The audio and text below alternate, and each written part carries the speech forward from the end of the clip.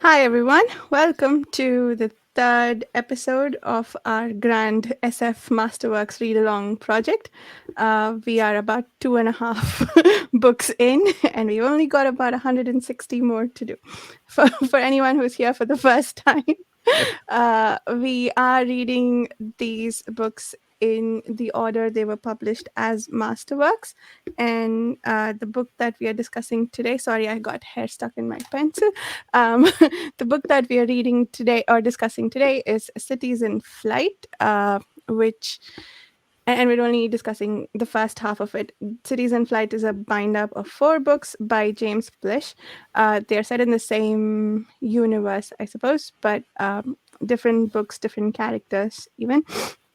And the 4 books that we're discussing today, they aren't even bound up in the order of publication. So we read the second and fourth book, if you're counting the order of publication. They Shall Have Stars. And what's the second one? A Life for the Stars. Um, yeah, A Life for the Yep. Stars. So that's what we're discussing today. We will be discussing the next 2 books next month. If you would like to join us for discussions or uh, conversations about these books or any others in the SF Masterworks, consider checking out the Page Showing Forum. Now, on to some introductions. Susana, would you like to start us off? Hello, my name is Susana Imaginariu. I write weird mythological fantasy, and I now have a YouTube channel called Den of the Weird, where I ramble about stuff. And I'm Jared. I run the Fantasy Thinker YouTube channel, and also do a blog on pagechewing.com. Nice. Cool. I think for me, this book sort of defines mixed feelings, or the first 2 books that I read. What were your high level impressions? Well, might as well get out of the way. I technically read until page 51 because I was trying to reach 50 pages, but honestly, I was skimming like the last 20. I couldn't even focus on a page. There was nothing I liked. Characters, plot, writing. I was really struggling, and so I stopped.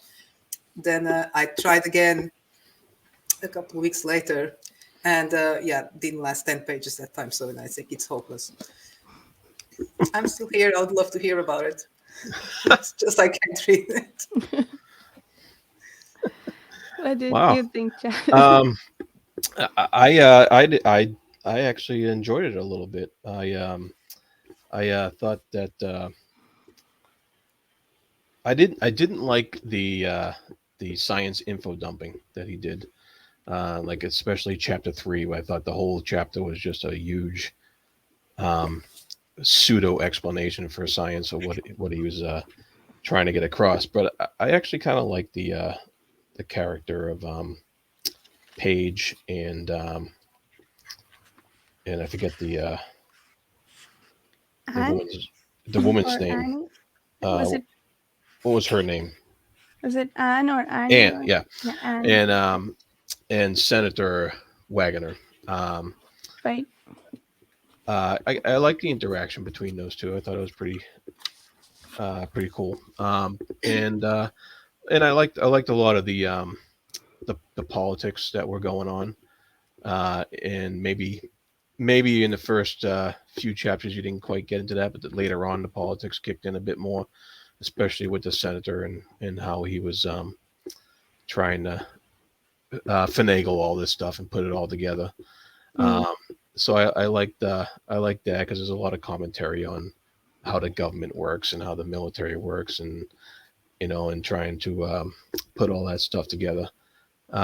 So that he had a lot of big ideas in here. A lot of stuff that probably he over explains some of the fake equations and stuff like that to a certain point, but I enjoyed it. I still, I made my way through pretty quickly, and Hmm. and then we had a kind of a left turn with the second novel. Yeah. Yeah. And so I was curious what you thought about that, because then the second novel goes like way out in the future, Mm. and the pseudoscience totally falls apart into fantasy science at that point. Uh, so I was wondering what you thought about that. Yeah, I think so. I mentioned mixed feelings before.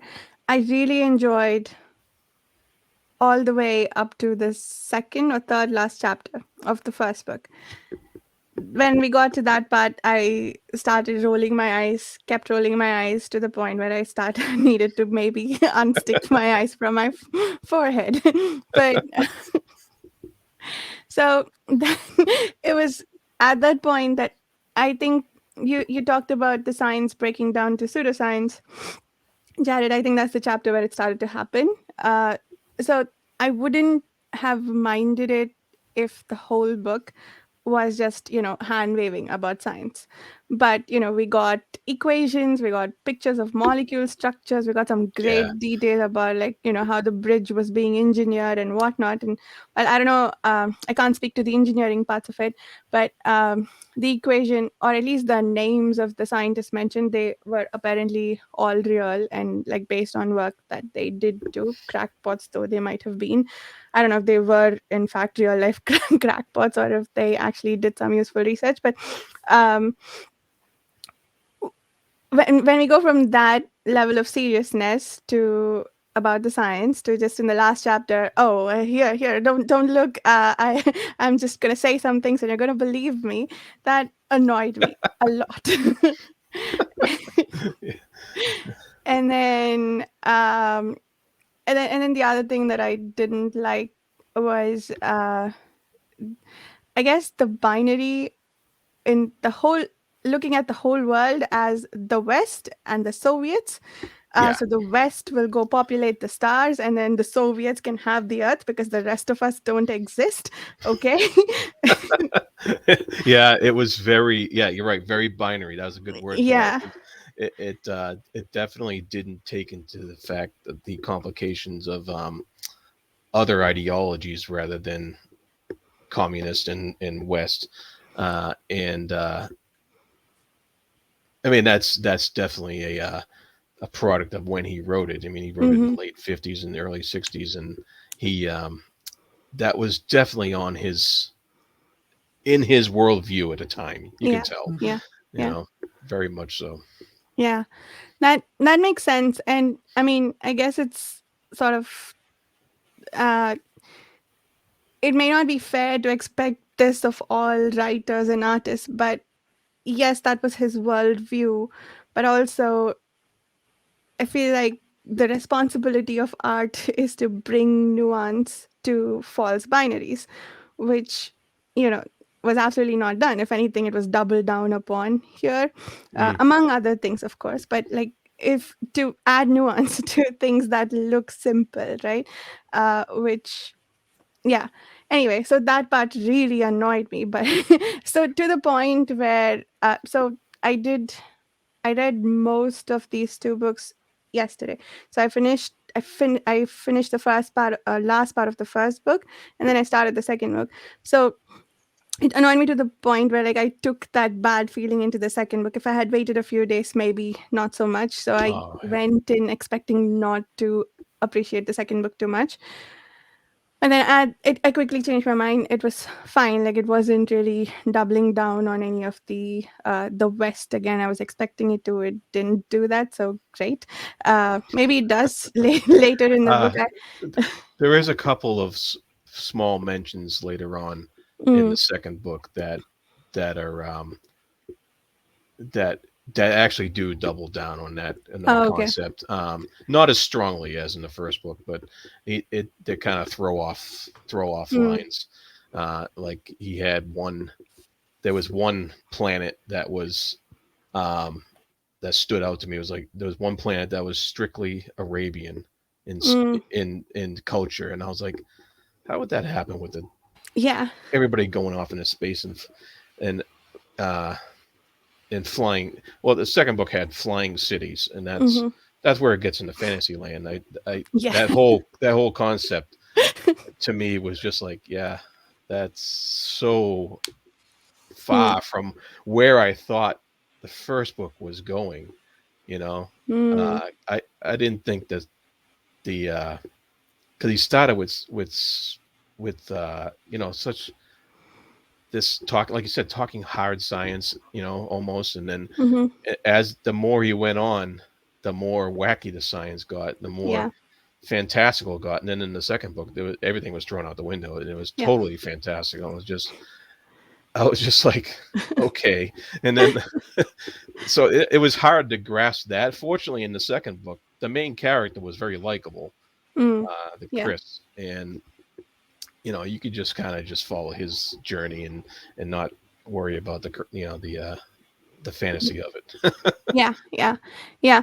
My issue with the first book, science, again, like it wasn't so much that, yeah, it was made up science, but also I didn't see the logical connection to everything that we built up to what they finally ended up doing. Like, what was the purpose of the bridge, for instance, right? Why did I? They didn't tell us what it was used for or how it confirmed the anti-gravity theory. Was it just the measurements they did there? Yeah, I think it was they were trying to refine the new science that Mm, basically he created. That was that there was a quote in there that he had to throw out everything we knew about science because it's this new science, mm, and that bridge was basically a huge project to confirm that this new science was relevant and it would work in the future. mm-hmm. And kind of a stretch, but it that was the Yeah. gist of the explanation there. Yeah, yeah. And what did you think of that magic drug that supposedly can cure everything except cancer? Like, Yeah, if you're gonna make a magic drug, why not cancer too? I mean, but, yeah, I uh, thought that was interesting. That's why they drew the line. It I can't. know.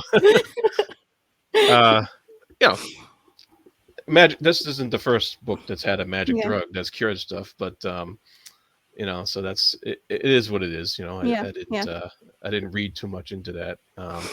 It I thought it was interesting how he used it in the second book, Mm-hmm. as a means of societal control and Yeah, political manipulation. yeah, So that was more interesting to me than what the drug was actually doing, and what have you. But yeah, yeah. uh, so I liked that part of it.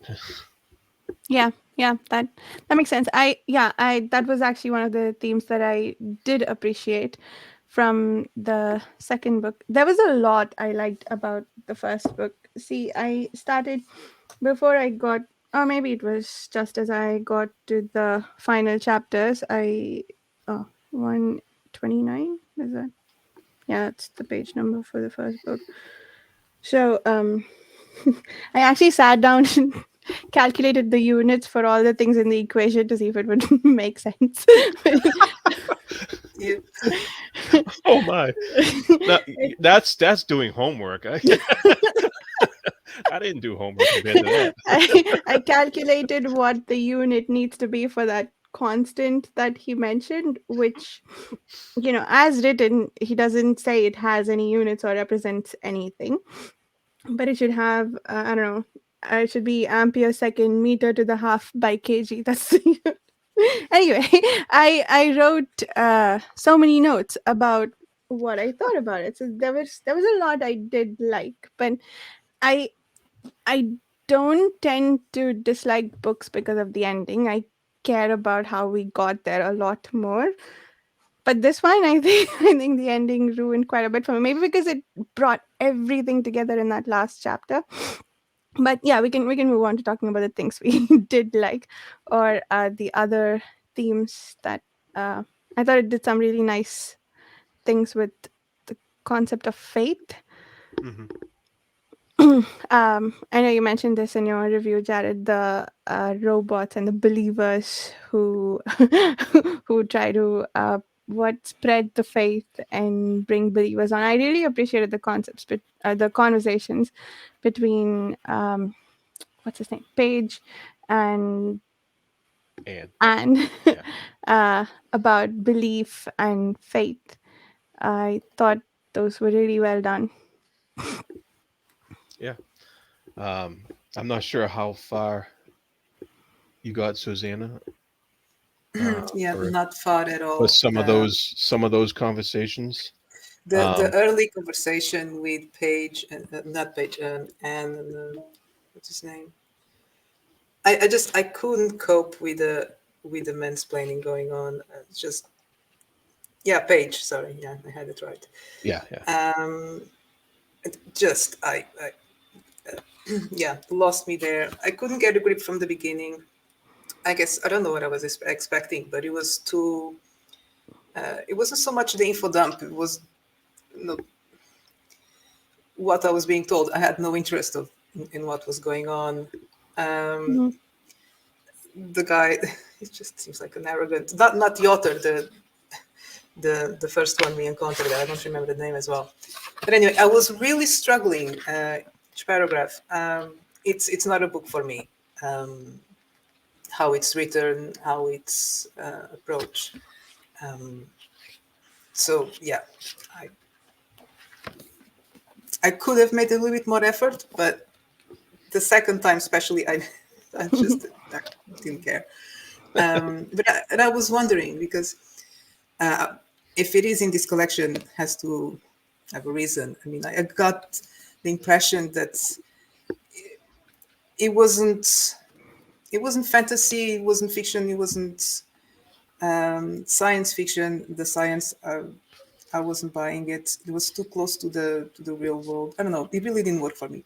But I was wondering why is it in the collection? So I was curious about the themes and what sort of world it was presenting that I never got to read. Do you think, compared with the other two, with I Am Legend and the Forever War, that it's up Oh there, yeah. or it's yeah?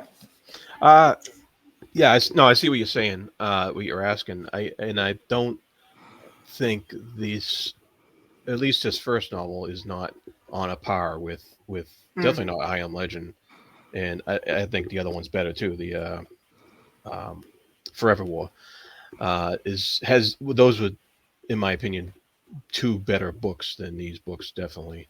Um, but like Vasha, you were saying earlier, there is a few um, neat little gems in here. It's interspersed throughout all the mansplaining and info dumping.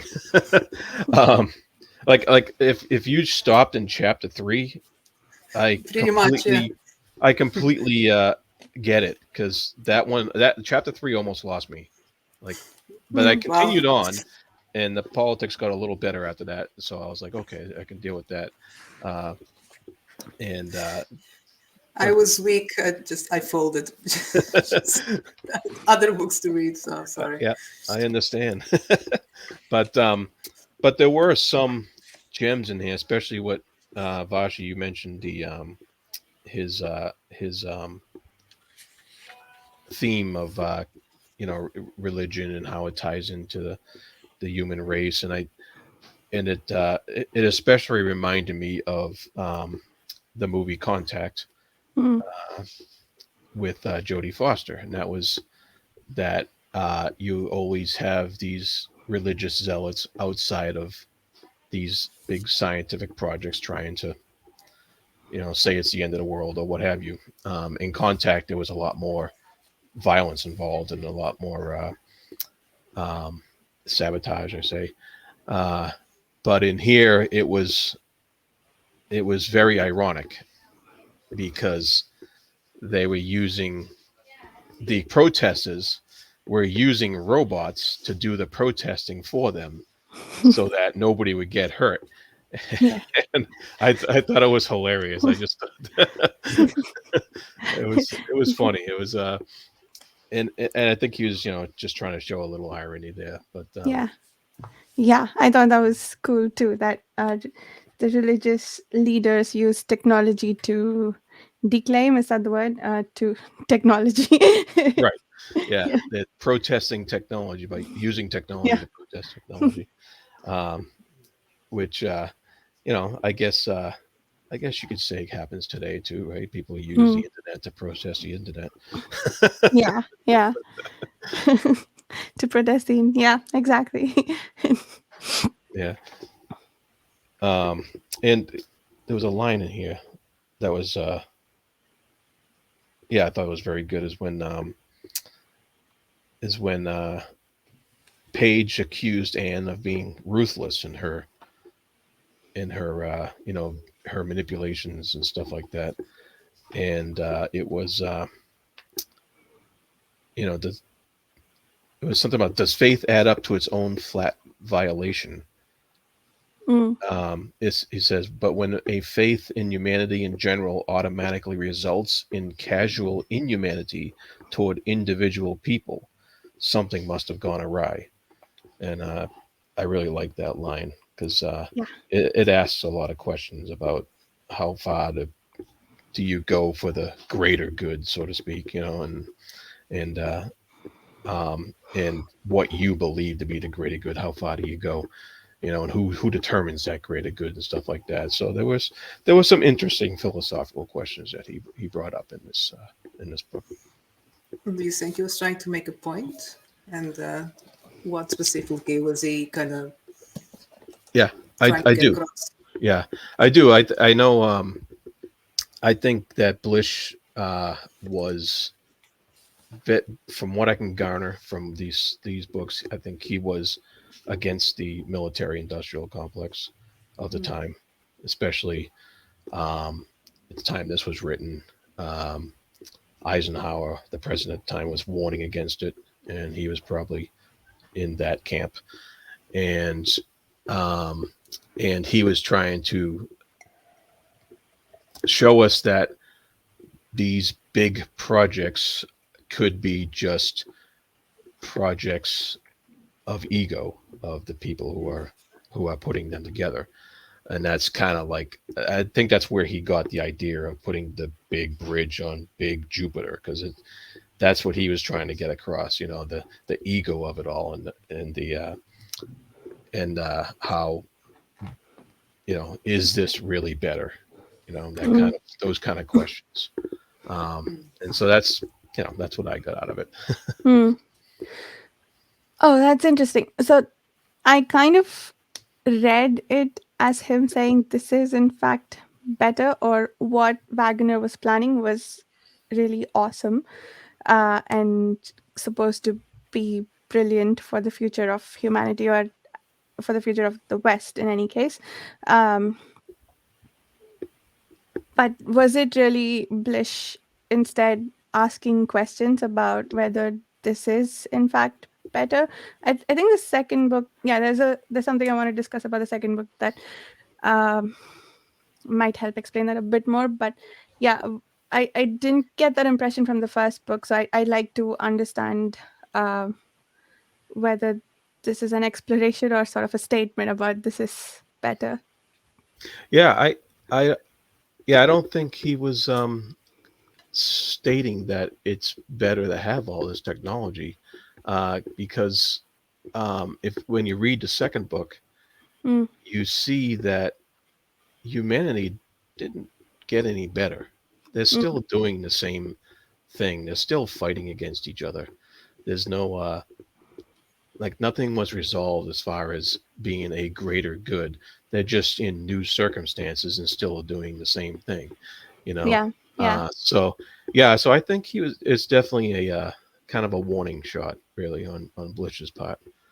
Okay, Um, yeah. That and that. and he also like he quotes Oppenheimer, and Mm, the quotes in the beginning of the chapters, mm, and other scientists, and of course Oppenheimer was known to be a somebody who didn't quite like what he created, as well. And so uh, that's what I think he was trying to put out there. okay. I think that changes my reading quite a bit of the book. I mean, I think I like it more for knowing that or for getting that perspective.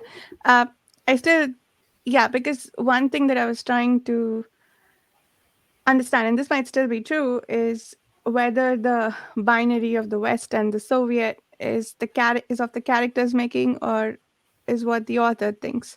Because we only hear Wagner wax eloquent about how the West is the best of us and needs to seed the stars and so on and so forth. And well, um, I didn't that obviously as someone who's not from the West or the Soviet, it bugged me. But also if it's Makes sense. the characters view, as opposed to the authors, I could buy that. Like, he's a product of the Cold War apparently, and this is what he's, if I could read it as this is what he sort of reduced to thinking about the world as, that would make sense. But if that's the author's opinion, then that bothers me, like, yeah. Yeah, I don't. Yeah, I think Wagner was. Um, he was a likable senator, and Mm, he made a good case for what he was doing. mm-hmm, But he was manipulating people, mm, including Paige and Anne as well. And uh, he Blish presented us with a kind of dire outlook of the the East versus West thing. Uh, I don't think he liked that outlook, mm, but I think that's what he saw. Um, and these are just my impressions. I'm mm-hmm. just throwing Yeah, throwing makes throwing sense. stuff against the wall here, but uh, so I Yeah, no, don't. I'd like to hear a counterpoint Yeah, to so this. Yeah. I don't think he liked what he saw because he didn't paint it in the best light. I don't think that Mm, the East versus West thing, and so and the character Senator Wagner ends up being thrown in jail or something like that at the end.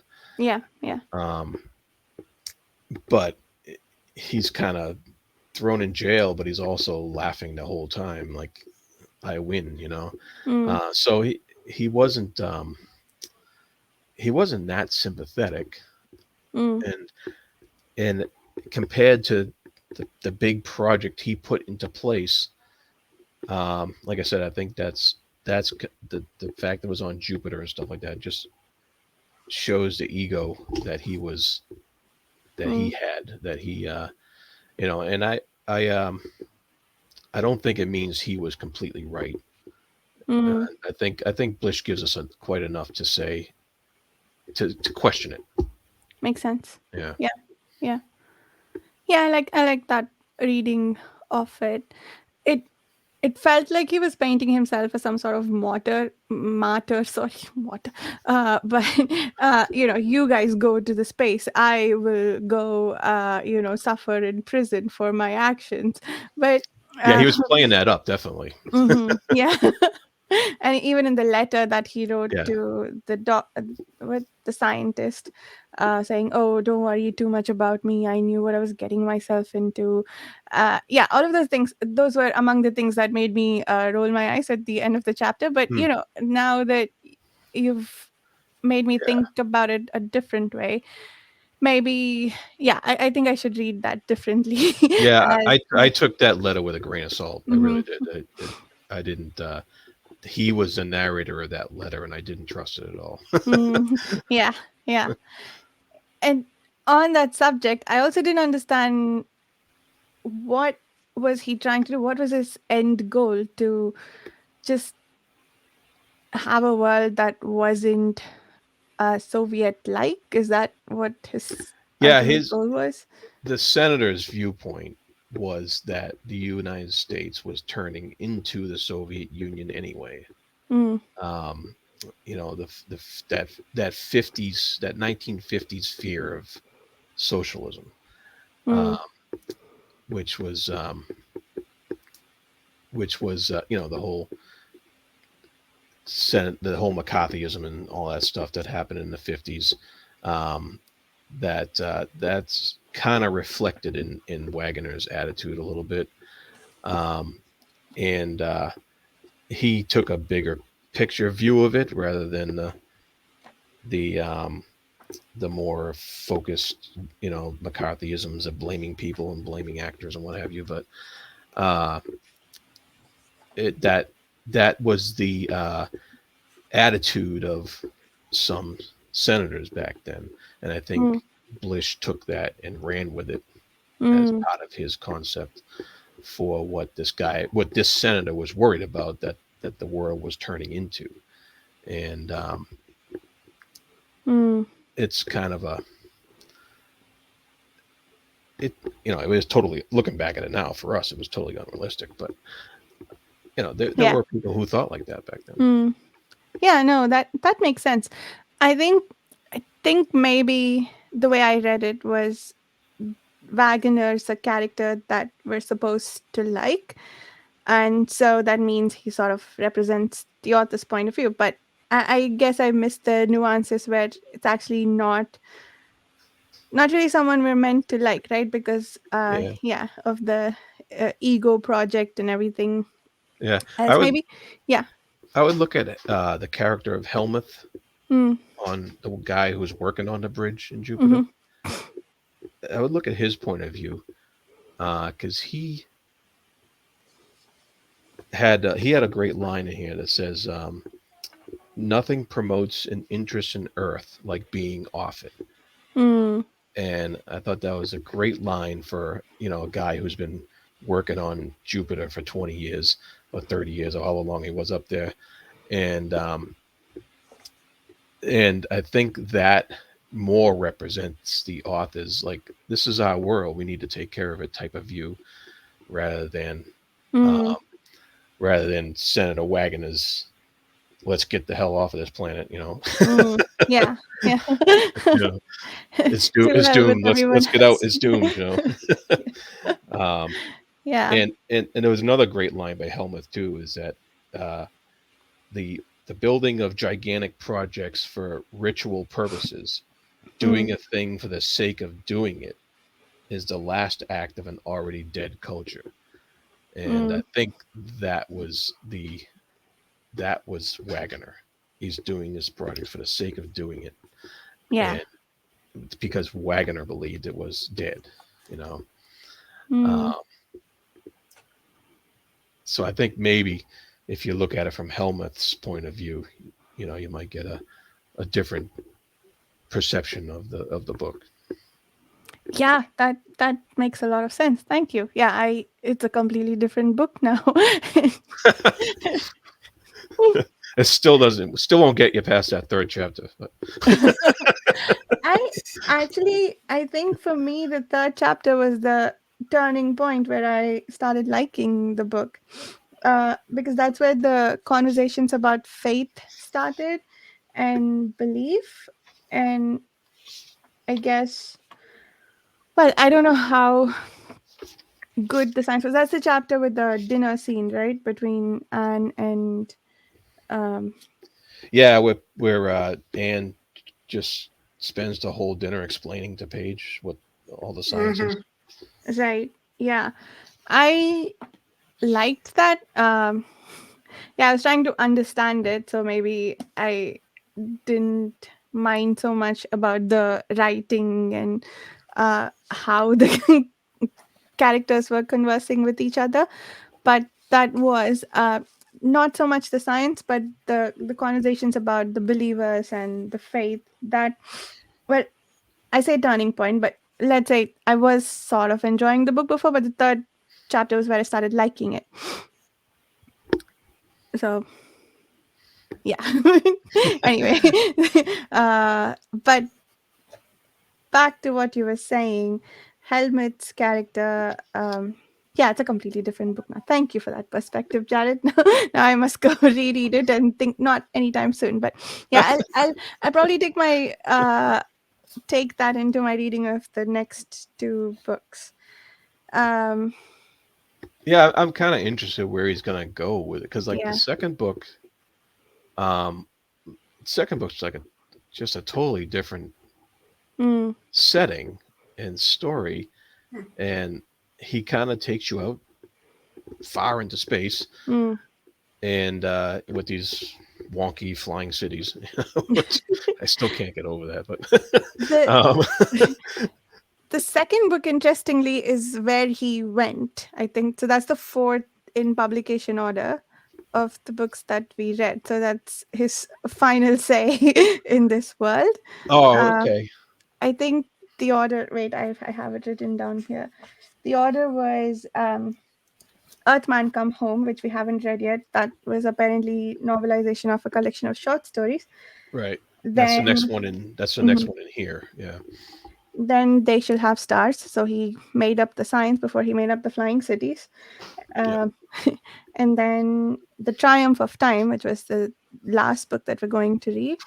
And then A Life for the Stars. Okay. So I hope the triumph of time. That name seems to signify that they overcome the aging thing. So I hope that's not just a bunch of medical science. But we'll see. Probably not. I read the introductions and prefaces to these, which I don't know why I keep doing that, because they seem to assume that you don't care about spoilers, or that you've read the book before and you're just back because you loved it. So they tell you everything that happens. Oh, So I jeez. kind of know where well, I kind of know what the time part of it means, I think. Oh, So okay. I'm excited for it, but we'll see. Okay. Oh, good. Good. Yeah, Don't tell me yeah. anymore. No, I won't. Yeah, don't read the intros, people. If you don't want spoilers. Yeah. And do you know why they were put together in this order? Why not in order of publication? So this is the chronological order, Right. apparently. So Oh, okay. So the chronologically, the next two do take place mhm. after the last one he wrote.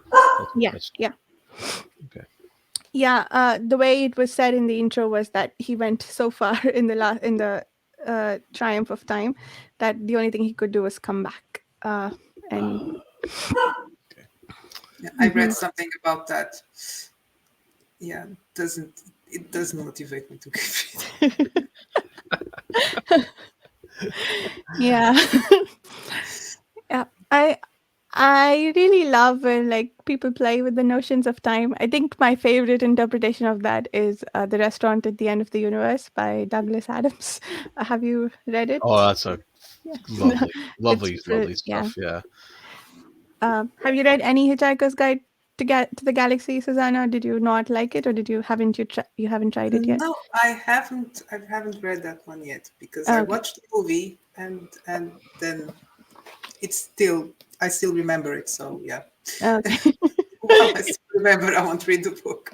Yeah.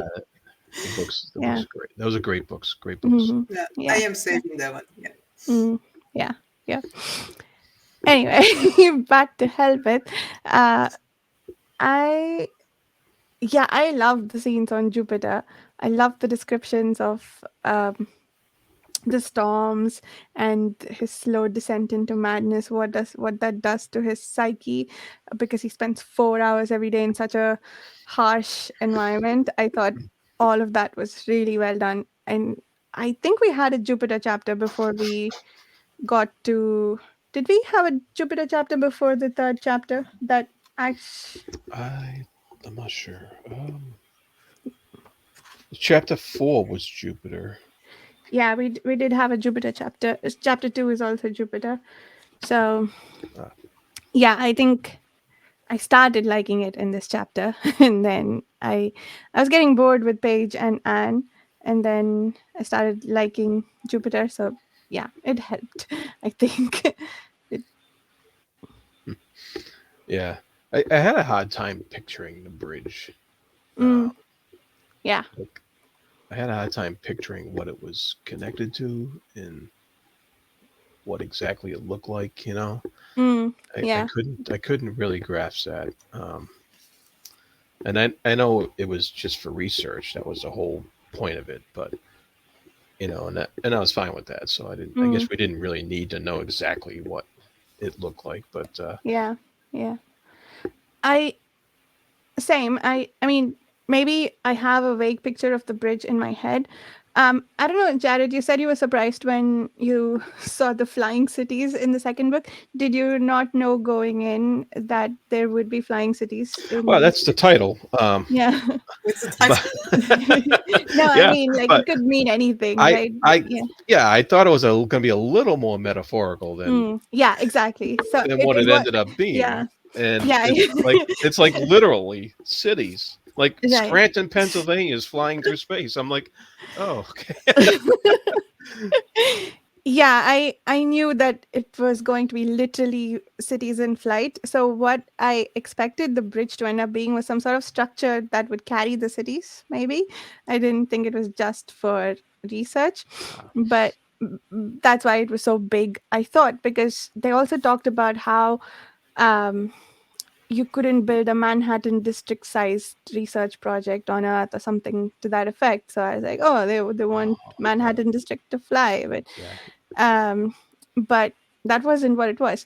I would have I would have liked to understand why the bridge would have helped. Like, well, sure, it wasn't a bridge per se. They do clarify that, it just looks like a bridge. It's not an actual bridge. It's just a right, yeah, structure that's supposed to help us do some research. Or maybe it's like the LHC or the LEGO things where you just build something so that you can do observations. Maybe that's what it is.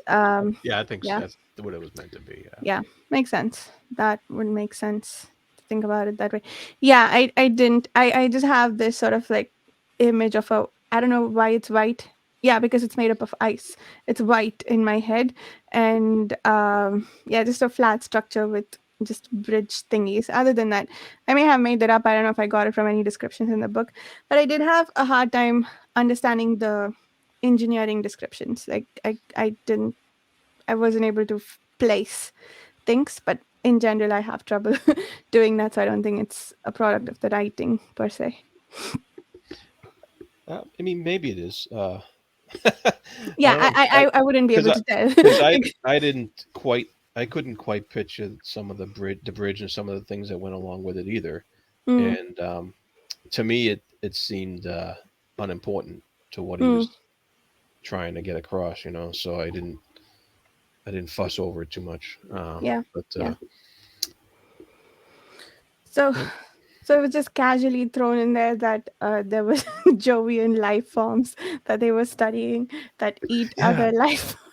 that's yeah, that was casually thrown in, and then there was a casual mention of an alien race in the second book too Mm. that Oh, okay. didn't have much to do with anything other than they just mentioned it, Was it the And vegans?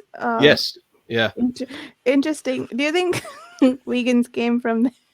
But I thought one of the opening epigraph thingies mentioned something about the vegans. they Uh, might have, yeah, yeah, that if the vegan civilization had known about Earth, they would have destroyed us before we had a chance to yeah, go out and conquer the galaxies. yeah, and I didn't know if that was a an opinion, that Mm, that some character was yeah. putting forth or what have you, or the narrator was putting forth, because you don't get any interaction with the vegans Hmm. Yeah. and Yeah. or the vegans, I don't know, Vegans. Yes. but um, so they just like I said, like that's probably where they mentioned it right there, where you where you just read, and they did mention that one city somewhere had fought with them or something like that, Mm, but that was just news, off to the yeah. side. Yeah. It Yeah. wasn't I the had. Yeah. Go ahead. Go ahead. Sorry. the main thing about the novel was that basically the cities fighting each other or Mm, just in conflict in some manner. yeah. Yeah. I haven't finished the last 20 pages of the second book, but the I thought it was an interesting reversal in conflict.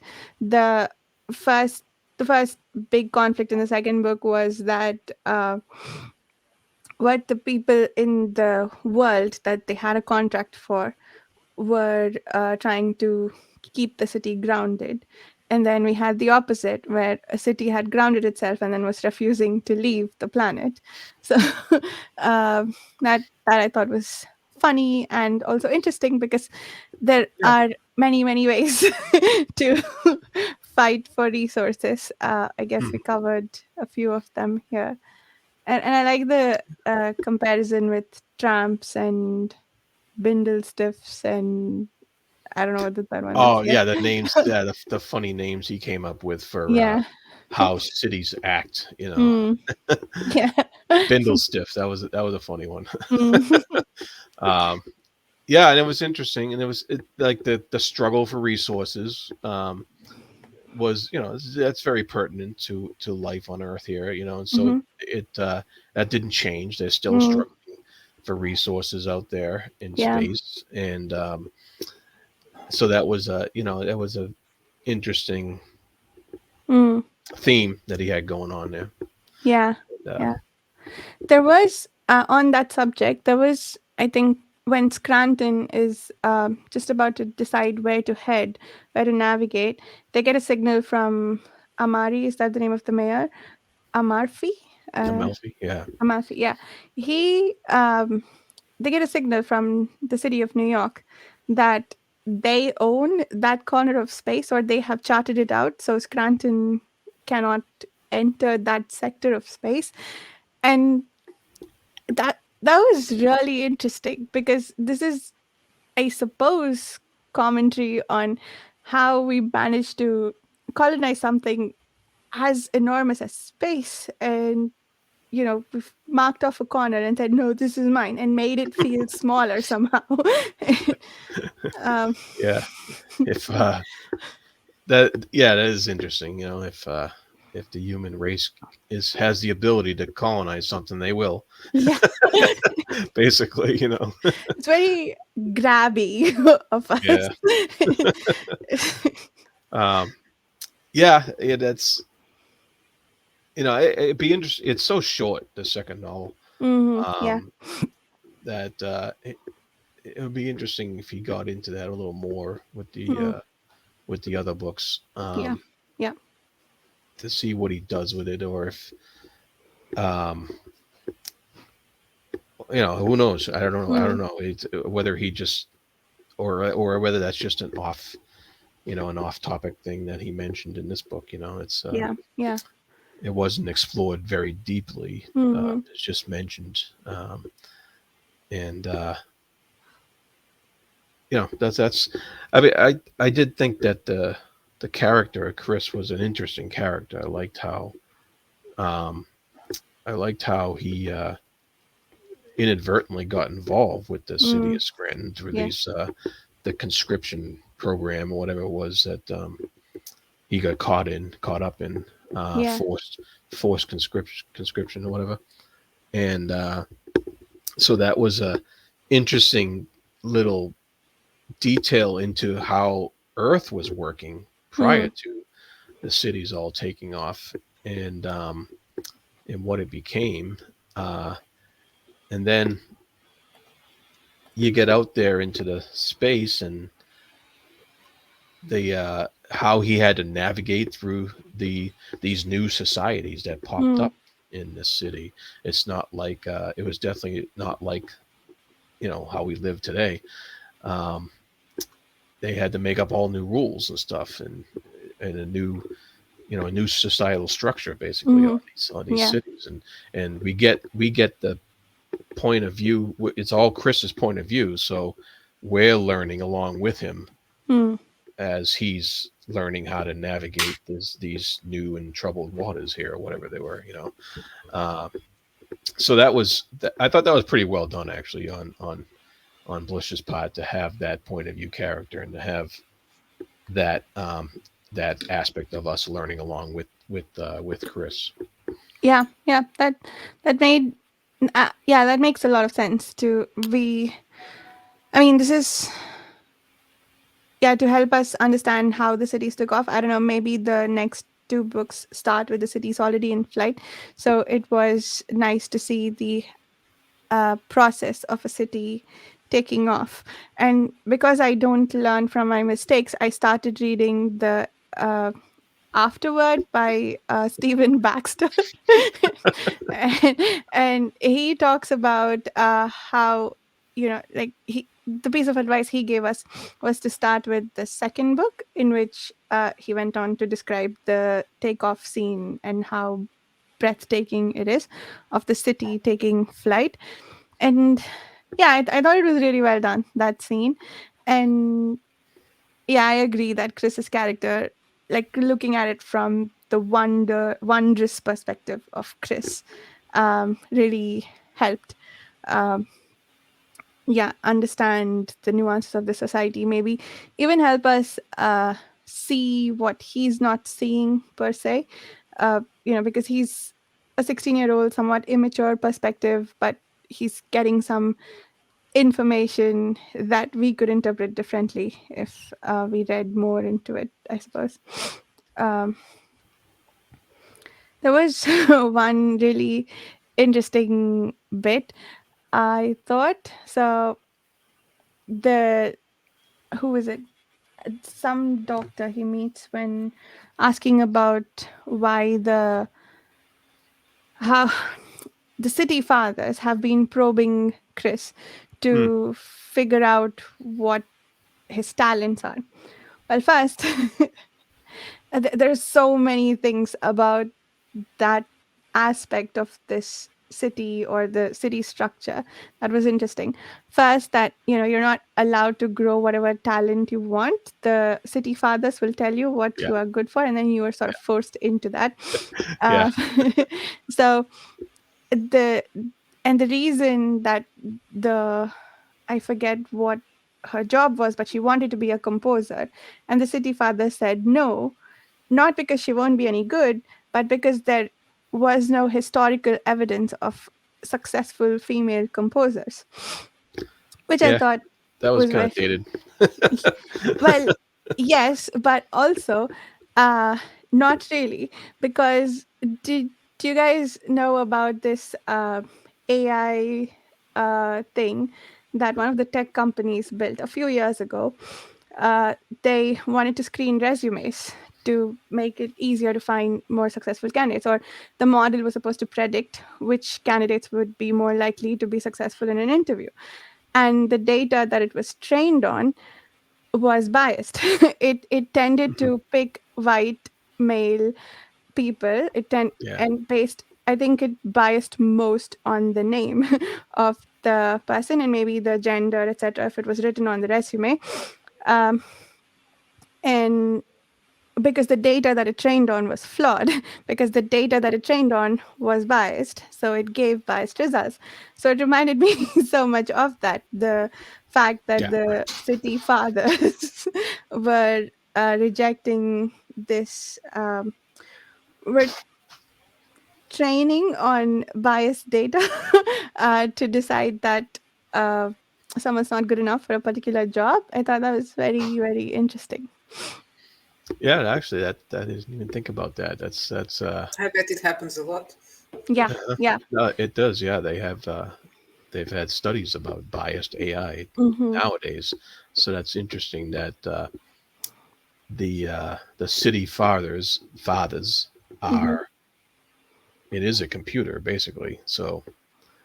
Um, so yeah, it would be biased in that same manner. That's that's pretty good. I didn't even pick up on that like that. That's a new interesting perspective you just brought to Mm.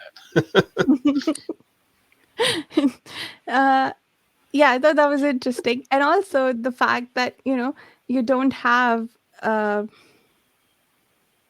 a lot of freedom in this society, which was, at least at the beginning, supposedly started for the sake of having more freedom, being more free.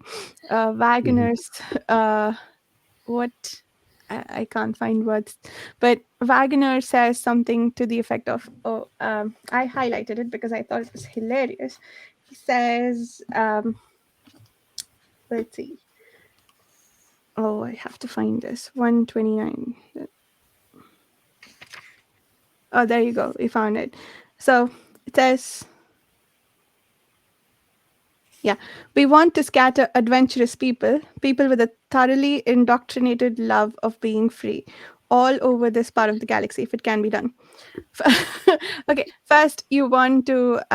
So, his goal, at least if we take it at face value, was to disperse freedom in the galaxy, whatever that means. But also, I thought it was really interesting how the sentence was phrased. And with the new perspective you brought me, maybe this is making a mockery of Wagner, because it says, with a thoroughly indoctrinated love of being free. That's so ironic because you are required That's to it. love. Yeah, it's Created the paradoxical. freedom. Yeah. Um, no, that's not.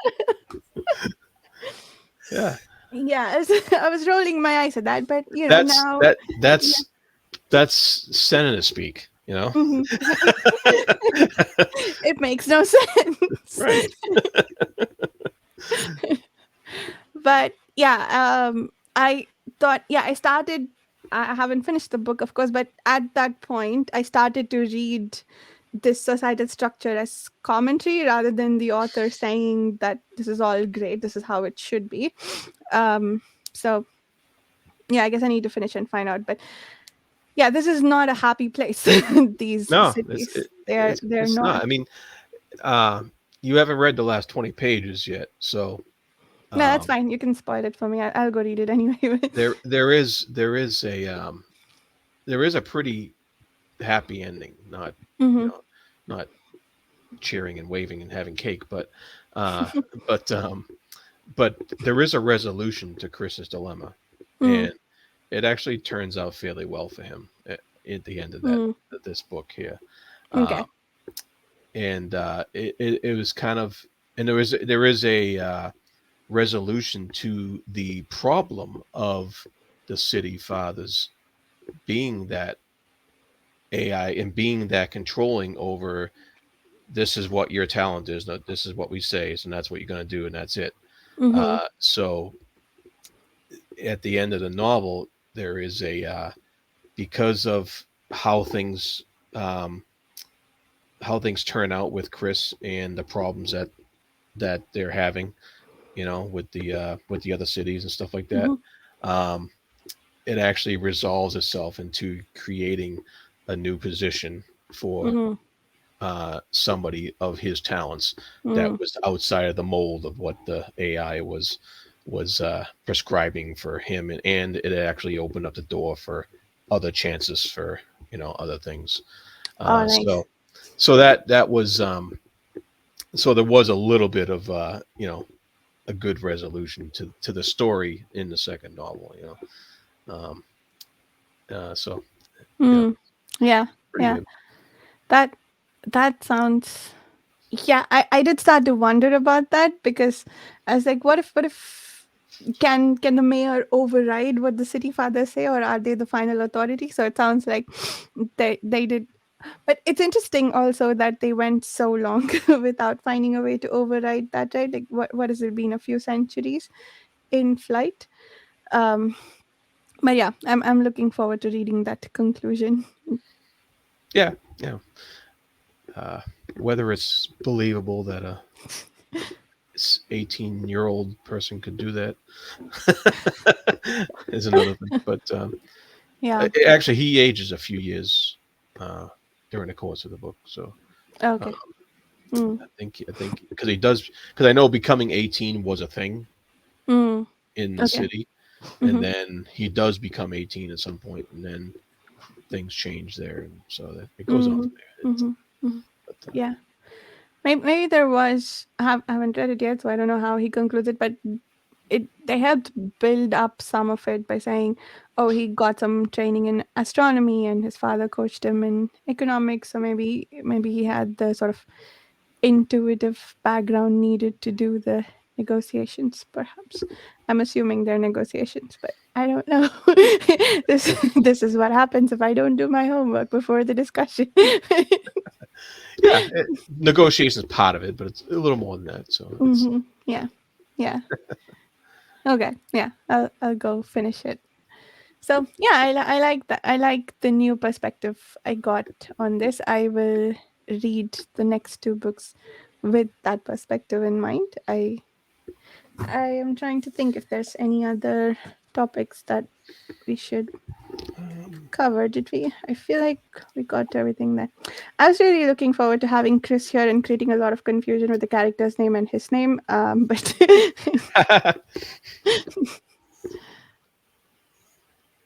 Yeah, I think we covered Mhm. pretty much everything.